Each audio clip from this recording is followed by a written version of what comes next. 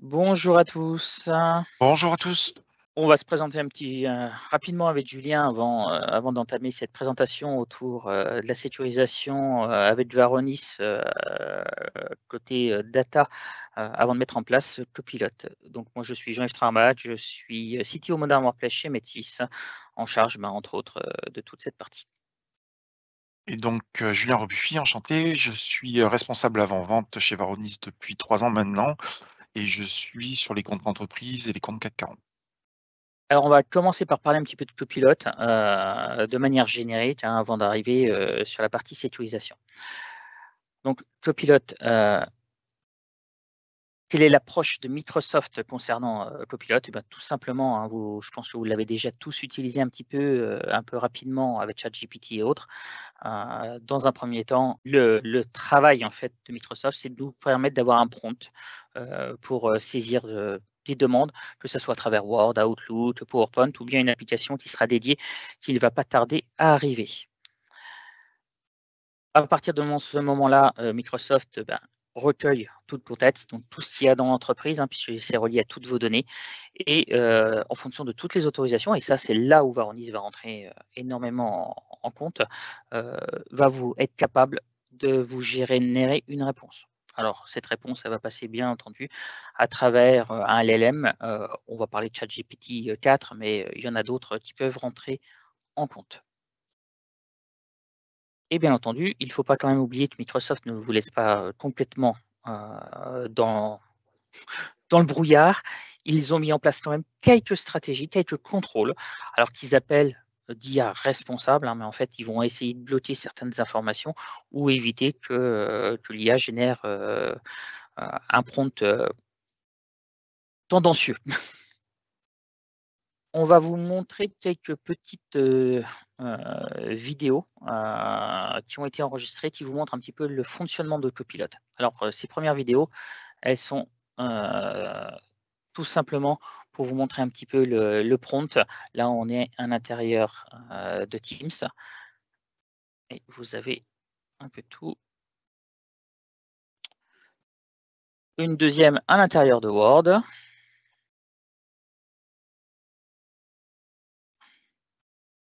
Donc vous voyez, c'est toutes sortes de prompts. Vous allez pouvoir avoir énormément d'informations à partir de prompts, des choses assez simples, des intégrations, à Why Not. Vous allez être capable de mélanger des documents, les combiner, obtenir, des résumés, créer des mails, enfin énormément de choses.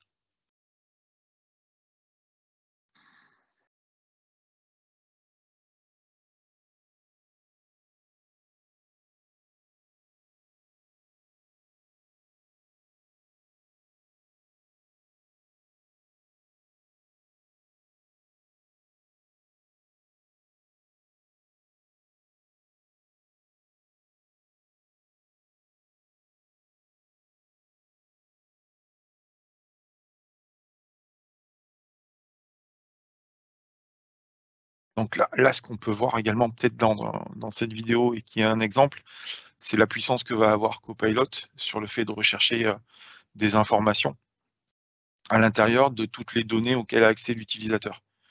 Donc on a commencé par faire une énumération, des emails et là on est sur, du travail qui est effectué au niveau des documents pour pouvoir continuer à travailler puisque, ce que dit Microsoft sur Copilot, c'est que c'est un outil qui est là pour améliorer la productivité des utilisateurs.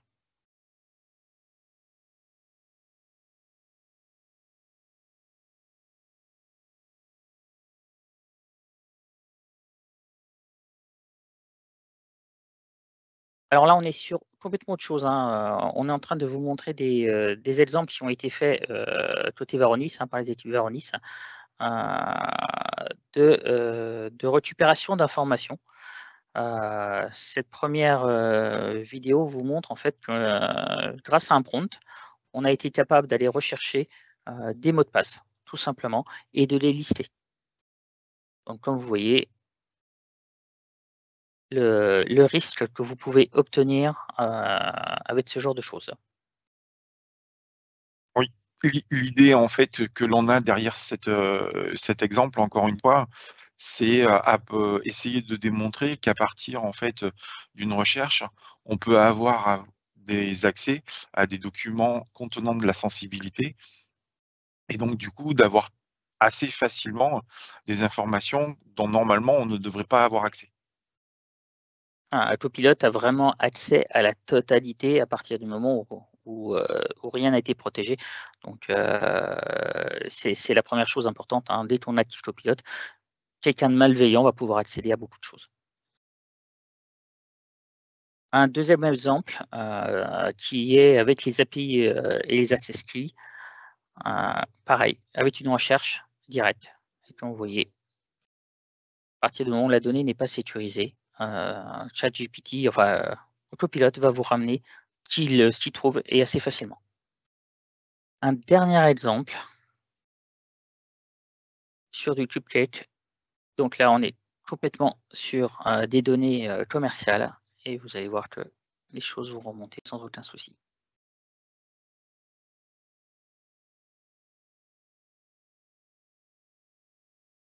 Encore une fois, ce qui est mis en exergue, en fait, c'est de la donnée qui est sensible et c'est de démontrer la facilité que l'on a via un prompt d'avoir accès à de la donnée à partir du moment où celle-ci est surexposée. Et donc forcément, il va falloir mettre en place toute une sécurisation parce que vous avez vu, on accède à plein de choses, mais donc il va falloir sécuriser la donnée, on est bien d'accord, mais avant, il va falloir sécuriser en tout votre environnement et ça, c'est important. Et Microsoft le dit et le répète, vous devez d'abord sécuriser votre environnement. Et la première partie, eh ben, tout simplement, c'est de mettre en place une base solide pour le Zero Trust. Cette base, elle va bien entendu s'appuyer sur la sécurisation de vos identités, se défendre contre les menaces de manière multiplateforme et protéger les données sensibles de l'entreprise. C'est la base. Sans ça, pas la peine d'activer Copilot, vous prenez trop de risques. Imaginez qu'un attaquant réussisse à prendre l'identité d'un de vos utilisateurs disposant d'une licence Copilot et que derrière vos données sensibles ne sont pas bien protégées. Ben, imaginez bien qu'ils seront très rapides et ils savent se servir mieux que nous de toute la partie chat et ils vont réussir à obtenir ce qu'ils veulent très rapidement. En fait, on leur donne un accès. Donc forcément, derrière, après Zero Trust, il va falloir travailler sur vos endpoints. Il faut forcément sécuriser vos endpoints pour pas qu'on puisse, puisque c'est un moyen de pénétration très important. Et enfin, seulement quand tout ça est mis en place, vous allez pouvoir travailler sur la productivité et la collaboration, c'est-à-dire préparer vos utilisateurs à se servir de Copilot. Alors, on est sur une slide Microsoft, hein, on ne va pas vous le cacher, donc il vous parle des applications de productivité, par défaut, il vous parle des meilleures applications de productivité. Là, on parle bien sûr de Word, Excel, PowerPoint, etc. et Teams. Apprendre à vos utilisateurs à s'en servir et à partir de là, être capable de travailler avec Copilot et de l'activer. Les recommandations Microsoft sur la data, donc là, on est vraiment sur ce que vous allez trouver à l'intérieur des documents Microsoft sur Docs. Donc, vous voyez, l'important encore, c'est la data gouvernance. C'est un challenge et c'est très, très important. Voilà, donc, hop, je vous donne tout. Et donc, bien sûr, il va falloir revoir toute la partie droit sur la donnée. Donc ça, c'est ce qu'aujourd'hui, tout ça, ça a été extrait du site Microsoft Copilot. Et ce sont en fait des informations qui sont partagées par Microsoft afin de pouvoir préparer le déploiement de Copilot et être certain. Donc Microsoft est bien conscient aujourd'hui, et on va le voir juste après sur certaines études, de l'état aujourd'hui du partage qu'il y a sur les données, sur les tenantes qu'ils ont. Voilà un niveau d'exposition typique sur un M365. Donc, vous vous doutez bien qu'à partir du moment où on a ce genre de problématique, on va pas activer Copilot. Au contraire, il va falloir travailler énormément dessus. Donc avec les fichiers sensibles, tous les autres fichiers et autres, et vous voyez que les fichiers labellisés secrets accessibles par copilote sont énormes hein, dans cet exemple, hein, puisque on est à plus de 9,5K et 85K de fichiers sensibles surexposés. C'est une base, on le répète, très importante. Il va falloir déterminer toutes ces données, être capable de les filtrer, de les retrouver, de les labelliser, de les sécuriser. Un petit rapport de Microsoft sur les autorisations cloud. Bien entendu, vous le savez, hein, toutes les entreprises vivent et vous allez vous apercevoir que généralement, il y a des gens qui ont beaucoup trop de droits. Donc, énormément d'identités qui possèdent des autorisations excessives. Hein. On voit même il y a même 1% des permissions enfin des utilisateurs qui ont accès à tout, ce qui n'est pas possible à partir du moment où vous travaillez avec ce genre de choses. Bah, en fait, ça aussi, c'est important parce que on va s'apercevoir que généralement, des principes de sécurité comme le moins de privilèges ne sont pas ou ne peuvent pas être mis en place par manque de visibilité. On va s'apercevoir aussi que la gestion des droits qui sont donnés via des liens de partage ou autres, à un moment ou à un autre, ces droits périment, mais ils sont toujours présents. Et donc, on va avoir énormément d'informations qui vont être surexposées. Et quand une nouvelle personne arrive dans la société, généralement, en commençant et en ayant accès pour la première fois aux tenantes, a accès à beaucoup, beaucoup trop d'informations et beaucoup trop de données. Donc ça, c'est un constat et une étude qui a été réalisée par Microsoft sur les clients qu'ils ont. Alors Microsoft, il ne vous laisse pas complètement dénudé, hein, on est bien d'accord. Hein. Il vous propose quelques solutions. Entre autres, vous avez un contrôle natif hein, avec Purview qui existe, avec des audits, des contrôles d'accès intégrés. Alors c'est très light, mais ça vous permet déjà d'avoir une petite vision. Ensuite, vous avez des solutions alors dites ponctuelles, hein, outils de classification, outils de confidentialité, outils d'audit qui sont faits de manière ponctuelle. Et surtout, ce qu'on va mettre en place très régulièrement dans les entreprises qui veulent commencer à travailler sur la data, c'est toute la partie DLP. D'accord. Donc, on parle d'étiquetage, on parle de blocage, de remédiation de fichier par fichier. C'est très lourd. Alors, il vous faut déjà, si vous voulez faire de l'étiquetage non manuel, il va falloir monter en licence, hein, puisque c'est dans les E5 que vous allez trouver ce genre de choses. Sinon, c'est notre étiquetage manuel. Imaginez, tout à l'heure, on parlait de 85K de données surexposées.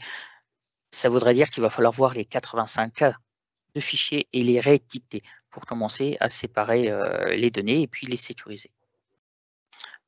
Donc, bien entendu, vous avez une base avec Microsoft, mais ça va être très long d'identifier, très long de mettre en place. Et vous allez avoir un problème de suivi, hein, si on parle d'étiquetage manuel, parce qu'une erreur d'étiquetage pendant la vie d'un fichier va permettre de le réexposer complètement.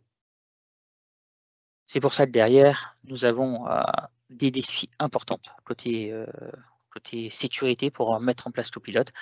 Et c'est quelque chose à faire avant, mais aussi pendant toute la vie de vos données. D'accord. Bien entendu, les employés ont accès à beaucoup trop de données, mais ça, vous vous en doutez. Les données sensibles ne sont souvent pas étiquetées ou mal étiquetées. C'est ce qu'on disait. Si vous n'avez pas un étiquetage automatique, c'est très compliqué de maintenir. C'est très compliqué de repérer la donnée. Et encore, même avec un étiquetage automatique, il va falloir repérer les documents pour savoir si c'est du confidentiel RH, du confidentiel au niveau de l'entreprise et autres. À partir du moment où vous avez Copilot, hein, vous l'approuvez très rapidement sur les vidéos, il est très rapide maintenant de trouver les données sensibles et de les filtrer. Avant, il fallait chercher, enfin, c'était pas donné à tout le monde. Maintenant, n'importe qui sait se servir d'un prompt va être capable de vous retrouver n'importe quelle donnée. Autre petite chose importante, et ça, vous allez retrouver avec les partages OneDrive, les partages Teams, etc. Et tous ces partages, par défaut, très souvent, vous vous apercevez que les gens ont mis un partage ouvert à tout le monde, sans limitation de droit ni rien, compliqué à repérer, mais en plus, le problème, à partir du moment où vous avez des partages qui sont ouverts de ces petites-là, vous avez donné accès à ces OneDrive, à Copilot. Bien entendu, comme le disait Julien tout à l'heure, le principe du moindre privilège est important, est à mettre en place, mais bien entendu, sur des données qui existent déjà, quand on reprend à zéro tout un environnement, il est très très compliqué, voire impossible, de redescendre au moindre privilège. de manière manuelle. Et enfin, l'IA générative peut créer des nouvelles données sensibles très rapidement. Ben oui, forcément, puisqu'à partir du moment où vous avez vu, on peut rassembler des documents et faire des résumés, ben vous allez recréer d'autres documents, d'autres choses qui vont être possibles d'être exposées. Et c'est là que Varonis rentre en jeu.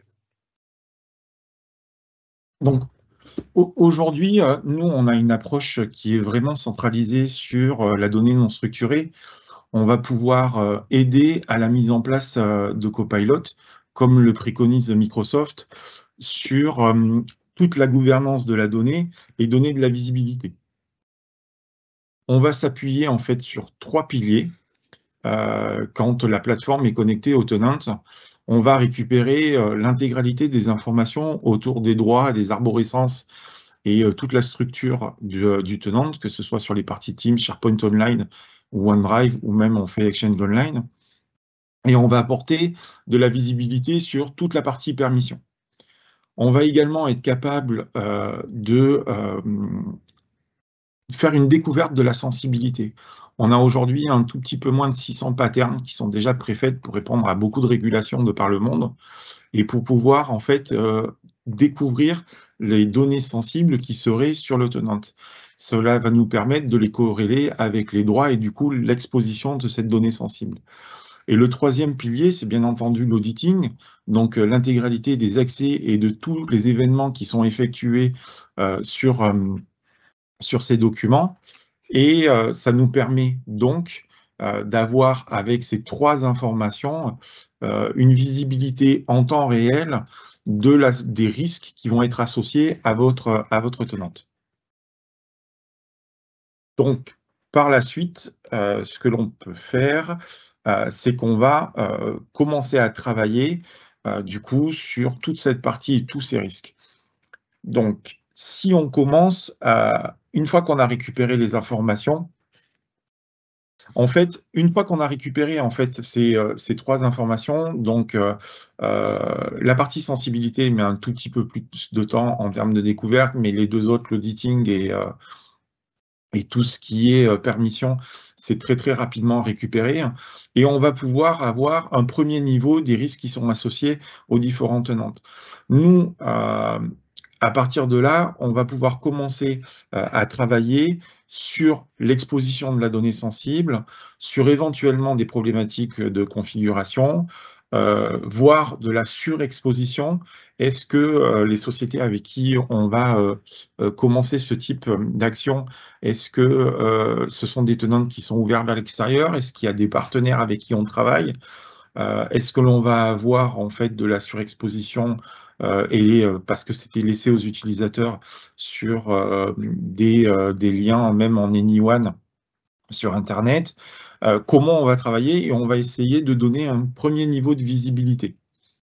Ce qui va être intéressant également, c'est qu'au-delà de la sensibilité des données, au-delà de tous les contrôles que l'on peut faire sur les accès et la consommation qui est faite de la donnée, on va pouvoir aussi s'interfacer et commencer à récupérer de la donnée sur ce dont parlait Jean-Yves tout à l'heure, toute la partie labellisation, étiquetage qui est peut-être déjà commencée dans la société, que ce soit de manière manuelle ou automatique.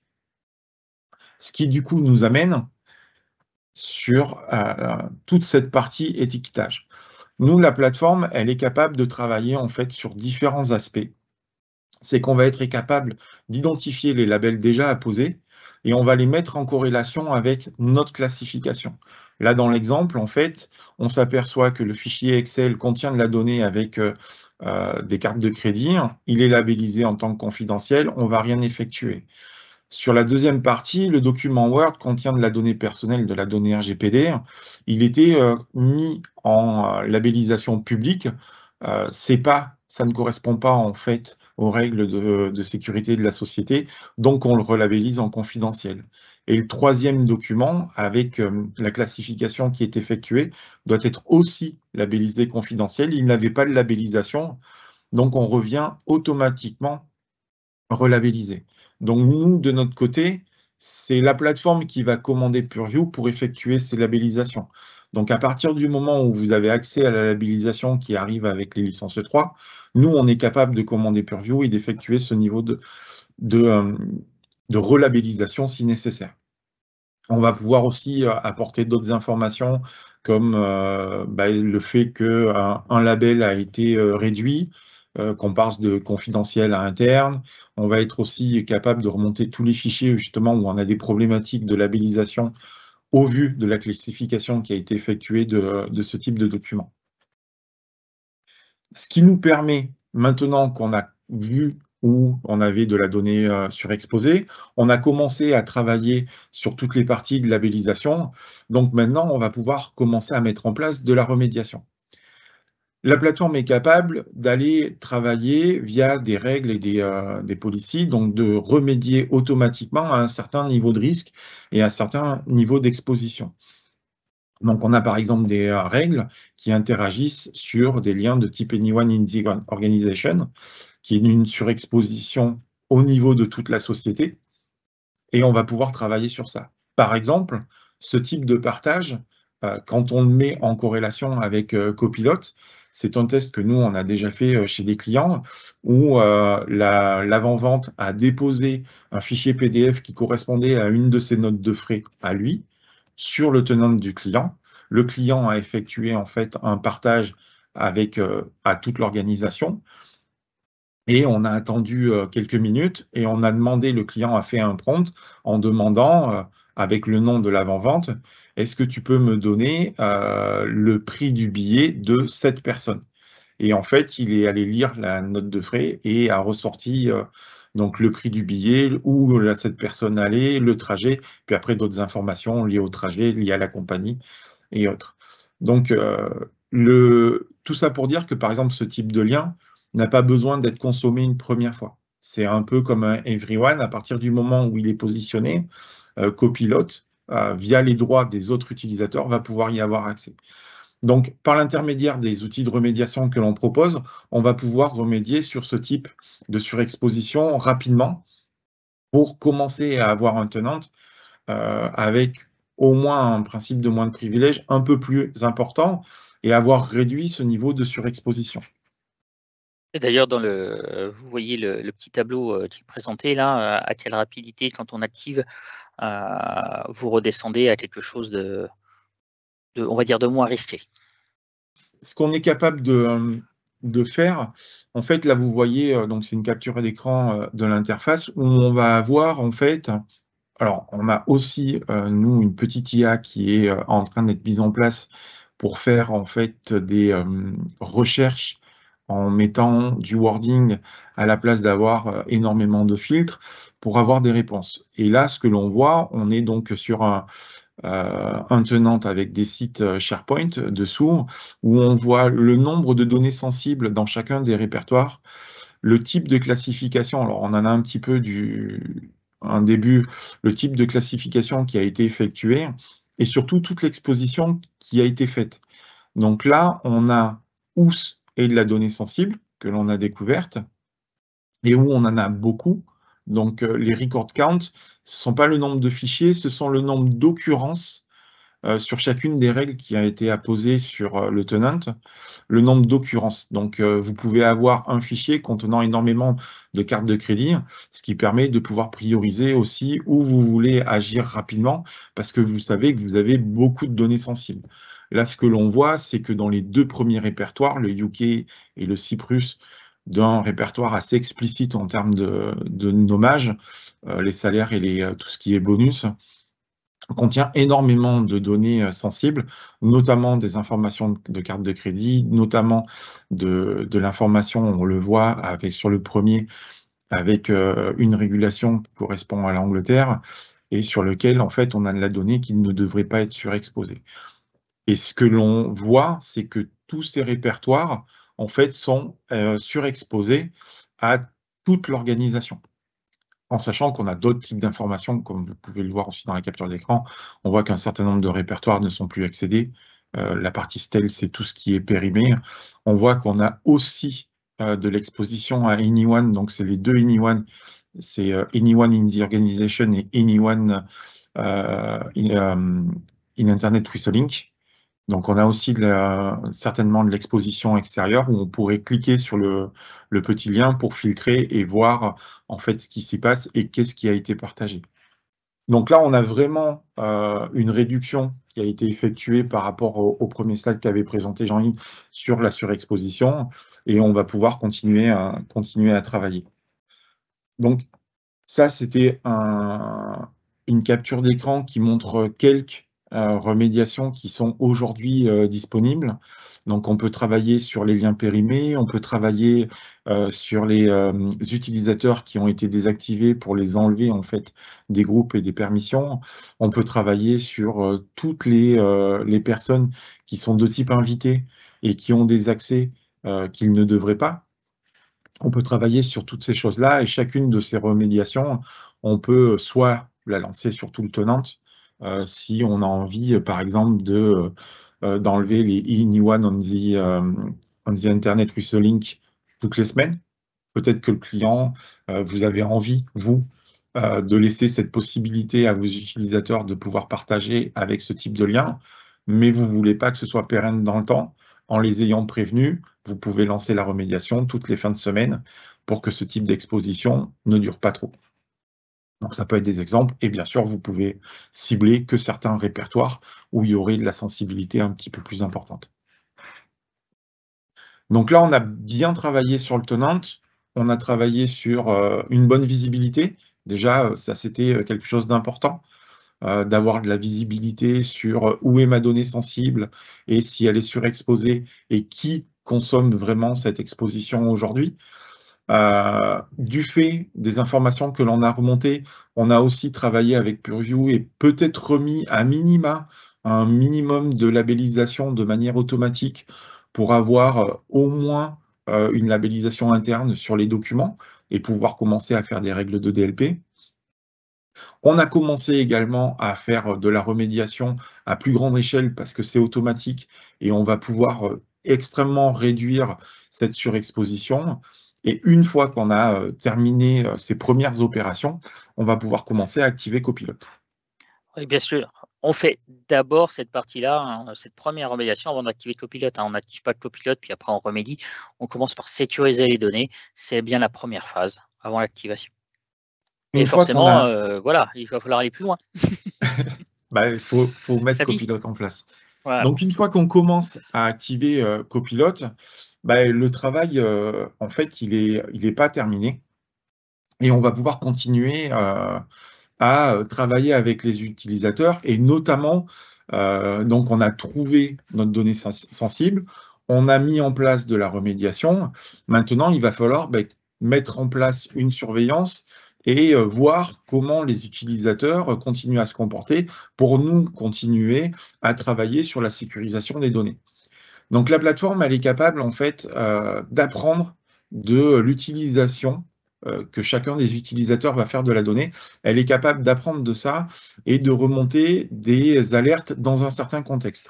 Là, vous voyez un exemple où on a un utilisateur qui on a récupéré un certain nombre d'informations, donc n'avait pas été modifié dans les 7 derniers jours. Donc ça aurait pu être un utilisateur compromis.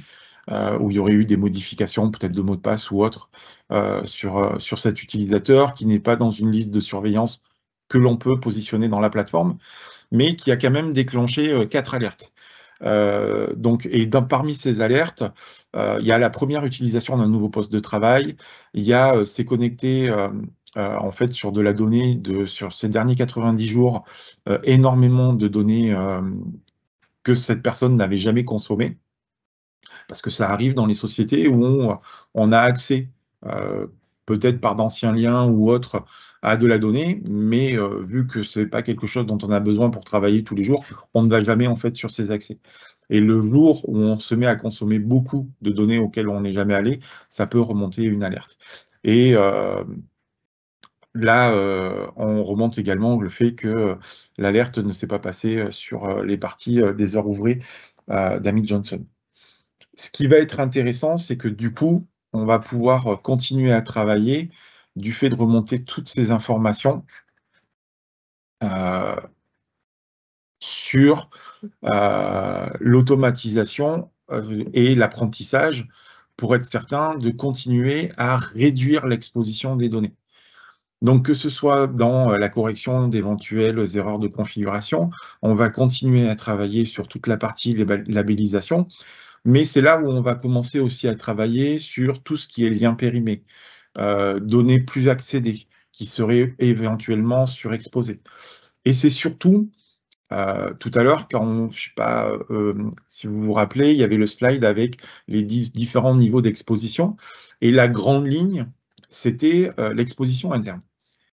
En fait, aujourd'hui, jusqu'à Copilote, quand on travaillait avec les clients et qu'on parlait de surexposition, on parlait toujours de surexposition à toute la société.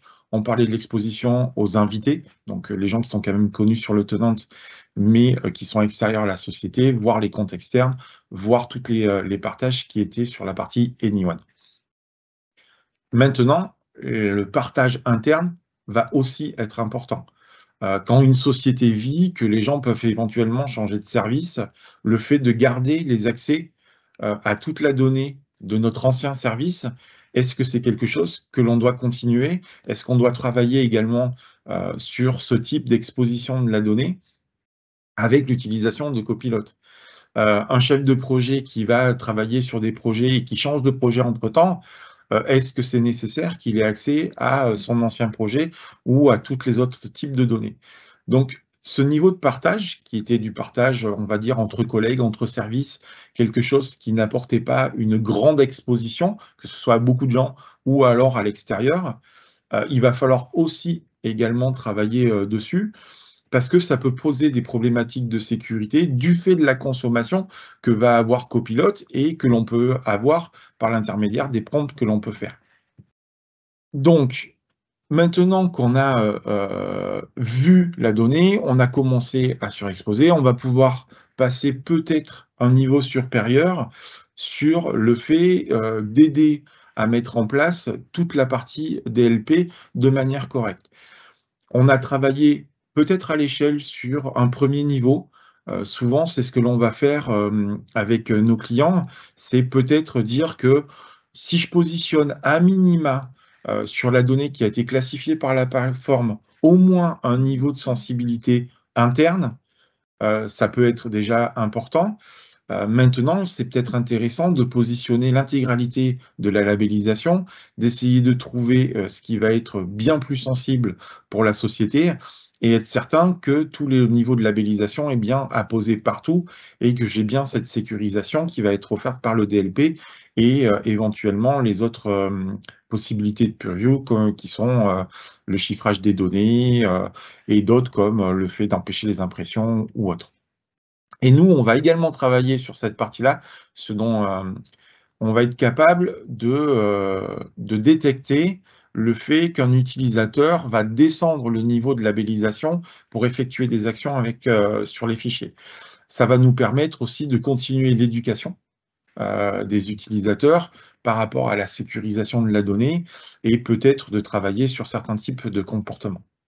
Du coup, si on arrive au résumé, avant la partie installation copilote, c'est mettre en place les outils nécessaires, là en l'occurrence Varonis, pour apporter de la visibilité, savoir en fait où est situé mon risque, si je suis à risque, si j'ai de la donnée surexposée, est-ce que j'ai de la donnée sensible surexposée, donc effectuer le premier niveau d'analyse, essayer de commencer à corriger et de travailler sur le niveau d'étiquetage pour mettre en place un premier niveau de sécurisation efficace et efficient sur lequel on peut avoir des rapports et pouvoir continuer à travailler et à évoluer sur ce type de sécurisation.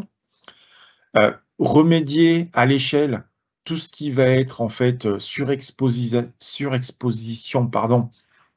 sur la donnée et essayer de lancer. Alors quand je dis à l'échelle, c'est par habitude, parce que l'avantage, c'est ce que expliquait Jean-Yves tout à l'heure sur la courbe, c'est que quand on travaille sur une policy, qu'on a décidé de travailler sur plusieurs sites SharePoint ou Teams ou OneDrive et de remédier et d'enlever l'intégralité en fait de type de partage qui apporterait une surexposition, le fait de le faire travailler par une règle de remédiation automatique, ça permet de le faire vraiment très très rapidement. En ayant en fait commencé à classifier les données, on va pouvoir également vérifier tout ce qui est à risque.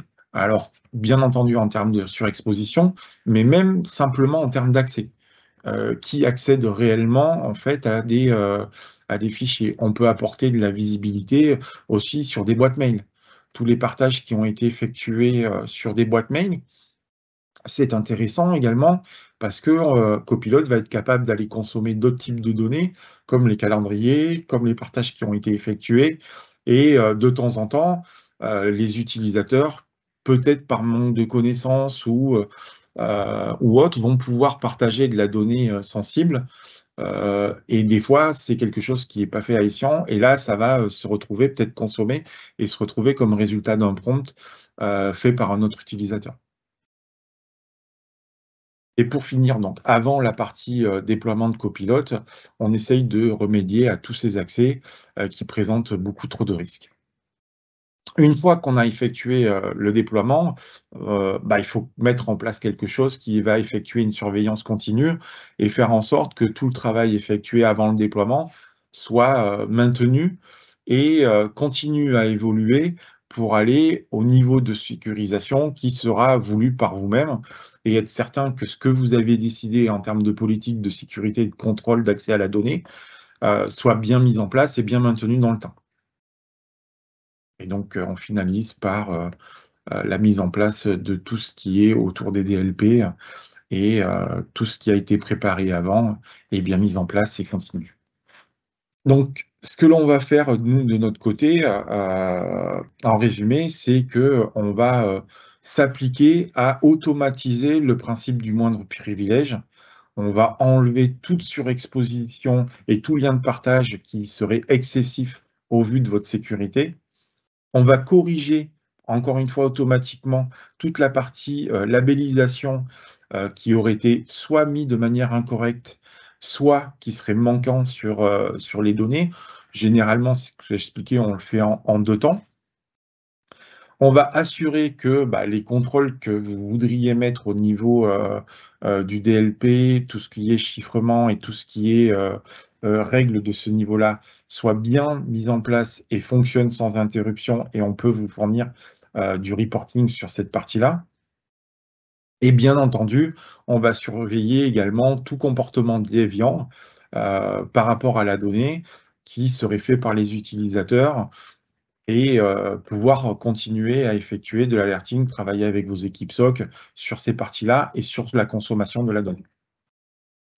Julien, tu m'as dit tout à l'heure que votre produit il est loin d'être figé. Vous êtes en perpétuel avancée et développement, et entre autres sur les sujets Copilot. Oui. Alors, c'est ça qui est très intéressant, c'est qu'aujourd'hui, donc Copilot a été mis en place à très très grande échelle. On va dire, ils ont eu leur programme de test qui a commencé depuis un certain temps, mais on va dire qu'aux États-Unis, ça a vraiment commencé très fort fin d'année dernière, fin de l'été, on va dire. Nous, on voit de plus en plus de nos clients qui sont sur des initiatives autour de Copilot, soit d'utilisation, soit de test. Donc, de notre côté, on a beaucoup à apporter. Normalement, notre field CTO, Brian Vecchi, va faire une vidéo qui devrait paraître dans l'après-midi ou dans la soirée, suivant quand on va faire, pour montrer toutes les évolutions que l'on va avoir sur le produit. On va être capable de reporter sur tout ce que Copilot a indexé pour un utilisateur. On va être capable de reporter sur les prompts qui ont été faits par les utilisateurs, et on va mettre des règles en place pour essayer de détecter des prompts qui seraient malveillants dans la société, voire une personne qui se positionnerait un peu plus comme insider et qui voudrait utiliser l'outil de la société pour récupérer des informations et peut-être aller chercher dans des endroits un peu plus précis de la donnée qui pourrait être intéressante. Donc, il y a énormément d'évolutions qui vont tourner autour de Copilot. On va avoir des outils de remédiation dédiés et des règles dédiées à la partie Copilot. Et on va continuer à intégrer en fait ces parties-là et faire en sorte que la plateforme puisse reporter sur tout ce qui est fait autour de Copilot et continuer, bien sûr, à aider les clients à pouvoir utiliser cet outil de production qui est vraiment très intéressant et en même temps ne pas exposer les données qui ne devraient pas l'être à ce type d'outil. Donc, toutes les annonces officielles dans la journée, c'est ça? La journée étendue. Brian étant Ouais. aux États-Unis, oui, Donc c'est possible. forcément, Mais en on a soirée, eu on va dire. voilà, on a eu la présentation, nous, en interne, en avant-première hier après-midi. Et on a énormément de travail qui est fait parce que nous, on est partenaire Microsoft, notre solution SaaS étant hébergée sur Azure. Mais on est également partenaire sur toutes ces parties-là de mise en place en fait de la gouvernance de la donnée et le fait d'aider aussi Microsoft à déployer au plus vite les parties copilotes pour rassurer les clients. On a des communications aussi officielles qui ont été faites au niveau du Gartner, du fait qu'on travaille ensemble sur ces sujets et qu'il n'y a pas du tout de concurrence quelle qu'elle soit. Et on a également de plus en plus de personnes qui communiquent sur le fait qu'on apporte en fait énormément de visibilité et de rapidité d'exécution sur ce type de projet. Je te propose qu'on réponde aux questions, donc n'hésitez pas à poser des questions à l'intérieur du chat. Alors, il y en a déjà 2, je ne sais pas si Julien, tu les vois? Si je les vois, alors pour la question qui est: est-ce que l'on peut exclure des documents protégés vers encryption ou via label de confidentialité des capacités d'indexation de copilote? C'est quelque chose qui va arriver. Microsoft, ou qui est peut-être arrivé, mais Microsoft va proposer en fait un label qui permettra d'exclure de l'indexation des documents posés sur le label. Donc encore une fois, déjà, il faudra que le label soit bien positionné. Par contre, à partir du moment où l'utilisateur a accès à un document qui a été chiffré, Copilot, utilisant les crédences de l'utilisateur, aura également accès au document qui est chiffré. C'est toute une problématique si vous êtes un utilisateur qui a accès à des documents sensibles, très sensibles pour la société. Quand vous travaillez sur la création de nouveaux documents, un peu plus tôt dans notre présentation, on vous a expliqué, enfin montré une petite animation où une personne travaillait sur un document Word et continuait à l'enrichir en posant des questions, ou alors une autre animation où une personne utilise ses notes de OneNote et un document qui s'appelait le Product Roadmap pour créer un troisième document. La personne ayant accès à ces documents, quel que soit le niveau de labellisation qui a été effectué aujourd'hui sur le document, les documents peuvent être utilisés pour en créer un troisième. Donc Microsoft aussi apprend assez rapidement de ces choses-là. Il y aura des possibilités de labelliser avec le label le plus fort le troisième document créé à partir des deux premiers de manière automatique. Ce n'était pas le cas aujourd'hui.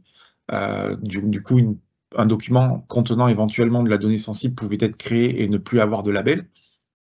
Donc ça, ce sont des choses où il va falloir qu'on travaille dessus. Et même si Microsoft propose un label de non-indexation, il va falloir apposer de toute façon ce label. Alors, une question de Anonymous. Je viens de faire le test sur les passwords prompt. Peux-tu me lister les identifiants avec mot de passe présents dans tous les documents qui sont dans le site SharePoint, un site SharePoint nommé? La réponse de Copilot est je suis désolé, mais je ne suis pas en mesure de vous fournir les informations sur les identifiants. Alors après, j'imagine que si le prompt a été posé, c'est que vous savez qu'il y a des passwords exposés sur ce type de SharePoint.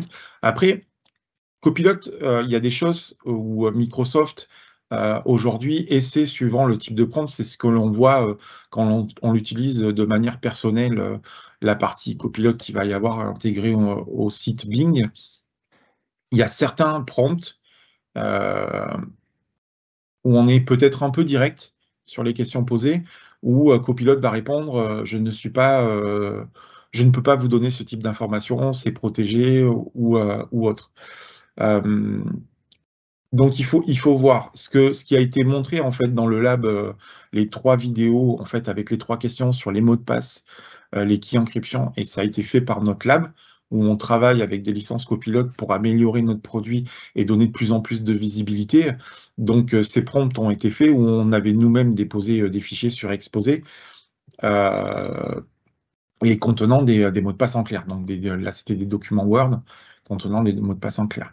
Donc, après, il faut voir sur votre site si vous avez effectivement ce type d'information qui est exposé et si vous y avez accès. Donc, ça serait les deux choses à vérifier. Et souvent, avec Copilot ou ChatGPT, il ne faut pas poser les questions en direct parce que forcément, il y a certaines questions qu'il va considérer comme dangereuses, il ne va pas vous y répondre. Donc, on a des possibilités d'impersonnalisation et autres pour obtenir les données d'une autre manière.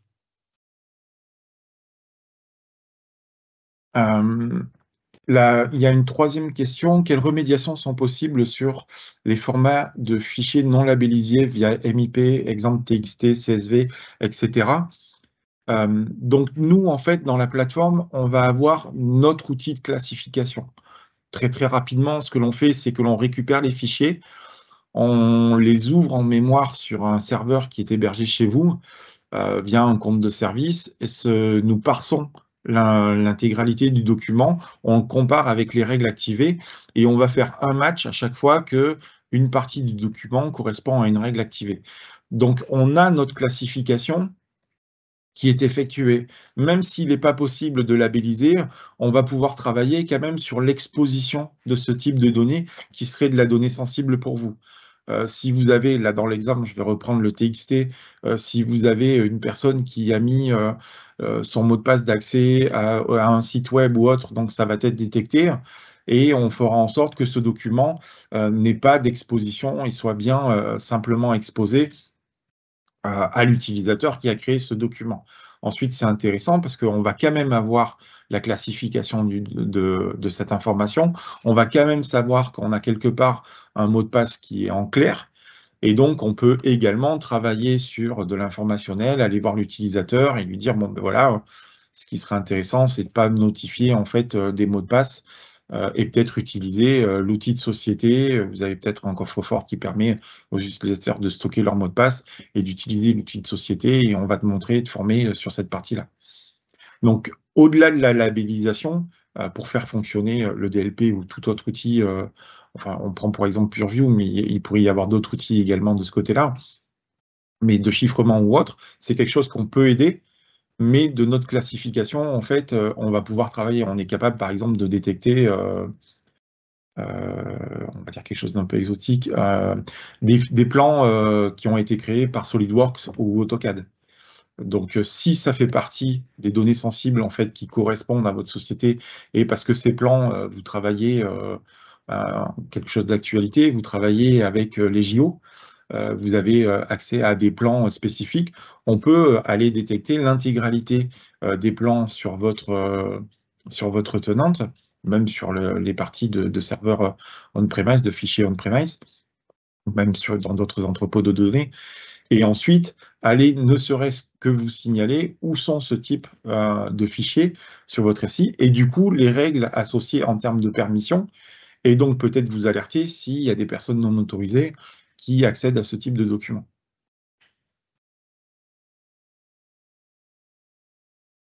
Alors, nous avons d'autres questions. Je te laisse prendre la suite.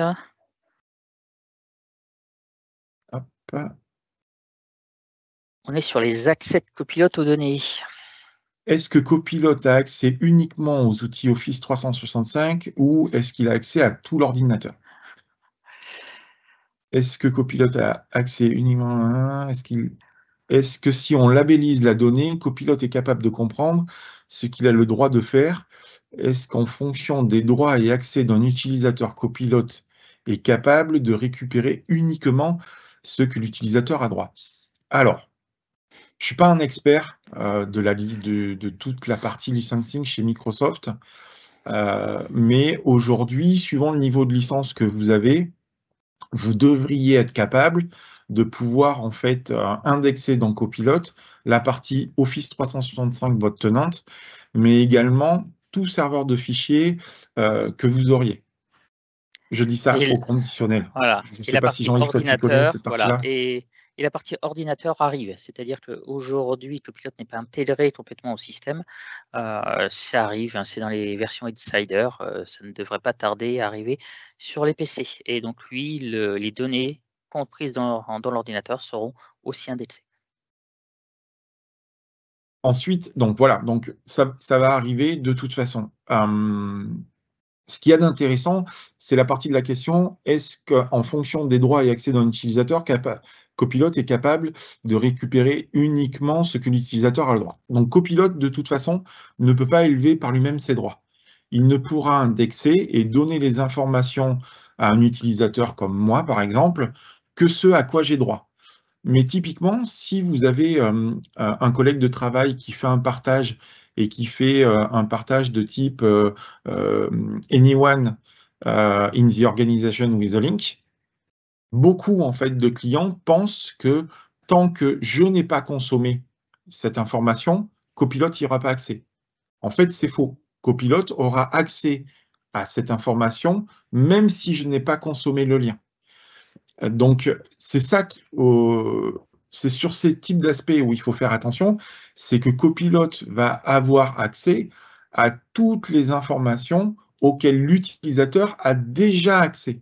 Et c'est ce pourquoi Microsoft travaille sur un niveau, alors on pense que ça va se passer à travers un label, mais sur un label qui permet de ne pas indexer de l'information. Un des clients avec qui j'avais discuté nous expliquait que dans son OneDrive, il avait toutes ses données personnelles de type passeport et autres qui lui permettaient de voyager. Il ne voulait pas que ce type de données soit indexé par Copilot une fois que ce sera activé, parce qu'il positionnait en fait un certain nombre de documents qui étaient faciles d'accès pour lui dans son OneDrive. Et il ne voulait pas que ce soit indexé. Mais aujourd'hui, enfin, du moins, quand on a eu la conversation il y a 1 mois et demi, ce n'était pas possible de l'effectuer. Une autre question, est-ce que Copilot a accès uniquement aux outils Office 365? Donc, on a répondu. Un utilisateur est capable via Copilot de récupérer de la donnée de notre utilisateur? Non. Ça, la partie en fait où Microsoft dit